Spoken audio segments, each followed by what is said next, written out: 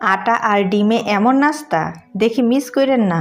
মাটির মতো উপকরণ, রেস্টুরেন্টের মতো স্বাদ। 1 কাপ আটা আর একটি ডিমে তৈরি, কিন্তু টেস্ট একেবারেই মারাত্মক লেভেলের। অবশ্যই তৈরি করবেন আর কমেন্টে জানাতে কিন্তু ভুলবেন না।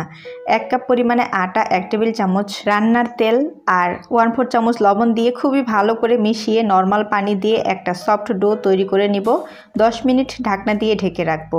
কড়াইতে 1 টেবিল চামচ তেল গরম করে 1/2 চামচ জিরা ফোড়ন দিয়ে 1 কাপ পরিমাণে পেঁয়াজ কুচি, 3 থেকে 4টি কাঁচামরিচ কুচি, 1/2 চামচ লবণ দিয়ে পেঁয়াজটা নরম হওয়া পর্যন্ত ভেজে সেখানে 1/4 চামচ হলুদের গুঁড়া, 1/4 চামচ চাট মশলা, 1/2 চামচ মরিচের গুঁড়া আর 1/2 টেবিল চামচ ম্যাজিক মশলা দিয়ে ভালো করে পেঁয়াজের সাথে মিশিয়ে 1 টেবিল চামচ আবারও তেল দিয়ে সেখানে একটা ডিম দিয়ে পেঁয়াজের সাথে খুবই ভালো করে মিশিয়ে 1 টেবিল চামচ টমেটো সস আর ধনেপাতা কুচি দিয়ে খুব ভালো করে মিশিয়ে নামিয়ে নিয়েছি।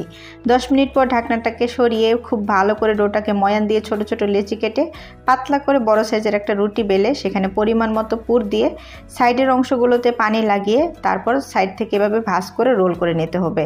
কড়াইতে আগে থেকে তেল গরম করে সেখানে মাঝারি আঁচে নাস্তাগুলোকে দুই পাশে লালচে কালার করে ভেজে তুলে নিলেই কিন্তু তৈরি হয়ে যাবে অসম্ভব মজার এই নাস্তাটি।